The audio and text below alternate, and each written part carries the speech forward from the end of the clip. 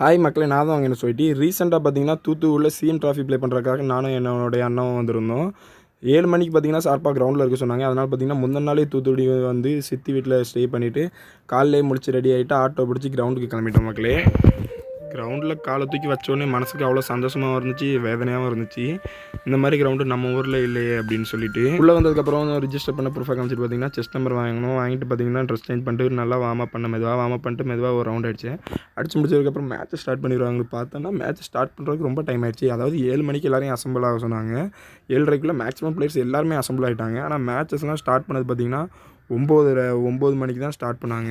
இதில் கடுப்பான என்ன விஷயம்னா 100 மீட்டரையும் ஷார்ட் புட்டையும் ஒரே நேரத்தில் மேட்ச்சை ஸ்டார்ட் பண்ணுறாங்க. இங்கே பார்த்தீங்கன்னா 100 மீட்டர் ஓட்டிகிட்டு இருக்கேன், அங்கே பார்த்தீங்கன்னா எல்லாரும் ஷார்ட் புட் போட்டுட்ருக்காங்க. அங்கே ஷார்ட் புட் எல்லாருமே 2 சான்ஸ் போட்டுட்டாங்க. நாங்கள் 100 மீட்டரில் செலக்ட் ஆகிட்டு டயர்டில் இருக்கிறேன், என்ன வந்து ஷார்ட் புட் போடுங்கிறாங்க. தம்பி எல்லோரும் 2 சான்ஸ் போட்டாங்கப்பா, நீ தான் என்ன போடணும், உனக்காண்டி தான் வெயிட்டிங் சொல்லி போட சொல்கிறாங்க.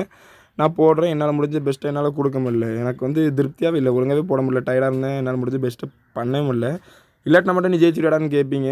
ஜெயிக்கிறேன்னு தோக்கணும், என்னால் முடிஞ்ச பெஸ்ட் நான் கொடுத்துட்டேங்கிற ஒரு திருப்தியாட்டி எனக்கு இருக்கும்ல, அந்த திருப்தி எனக்கு இல்லை. அப்படி இருந்துமே ஷார்ட் புட்டில் செலக்ட் ஆகி ஃபைனல் போய் ஃபைனல்லையும் பார்த்தீங்கன்னா 5th பிளேஸ் வந்தேன். 5th பிளேஸ் வந்ததுக்கப்புறம் பார்த்தீங்கன்னா அங்கே ரன்னிங் ஒரு 1/4 மணி நேரத்தில் ஸ்டார்ட் பண்ணிட்டாங்க. எனக்கு மனசே கேட்கல. இல்லை எனக்கு புரியல, என் கூட ஓடின பிளேயர்ஸ் எல்லாருக்குமே 3/4 மணி நேரம் 1 மணி நேரம் நல்லா ரெஸ்ட்டு, எனக்கு மட்டும் 1/4 மணி நேரம் ரெஸ்ட்டு அப்படின்னு அங்கே மேட்ச் நடத்துகிறவங்கள்ட்ட போய் சொல்லி எக்ஸ்பிளைன் பண்ணேன். அவங்க இன்னும் டைம் இருக்குப்பா தம்பி, நல்லா ரெஸ்ட் எடுத்துக்க அப்படின்னு சொல்லிட்டு மறுபடியும் பார்த்தீங்கன்னா 1/4 மணி நேரத்தையும் ஸ்டார்ட் பண்ணிட்டாங்க. இந்த மாதிரி நேரத்தில் வீரங்க எல்லாம் அடிக்கடி சொல்கிற வார்த்தை என்ன தெரியுமா? பார்த்துக்கலாம், இருந்தாலும் பரவாயில்ல பார்த்துக்கலான்னு மூச்சை போட்டு ஓடினதில் பார்த்தீங்கன்னா என்னால் வின் பண்ண முடியல. ஃபஸ்ட்டு செலெக்ஷனில் பார்த்தீங்கன்னா 2வது பிளேஸ் வந்து பார்த்தீங்கன்னா செலக்ட் ஆகினேன்.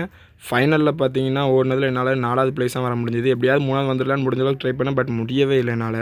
நான் தோற்றதுக்கு காரணம் எனக்கு ரெஸ்ட் எடுக்க டைம் இல்லாதனால மட்டும் கிடையாது, நான் ப்ராப்பராக ப்ராக்டிக்ஸும் பண்ணலை. அதாவது பார்த்தீங்கன்னா செப்டம்பர் 8 தான் match.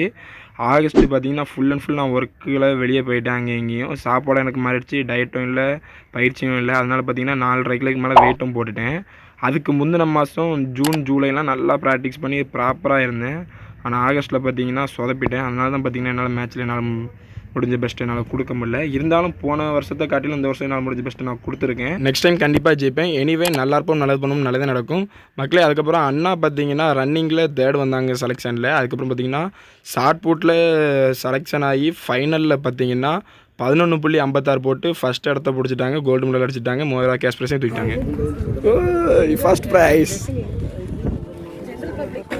General public. Aadhaar card இதெல்லாம் கொடுத்துருங்க. ஐயோ அப்புறம் 3000 ரூபா தூக்கியாச்சு.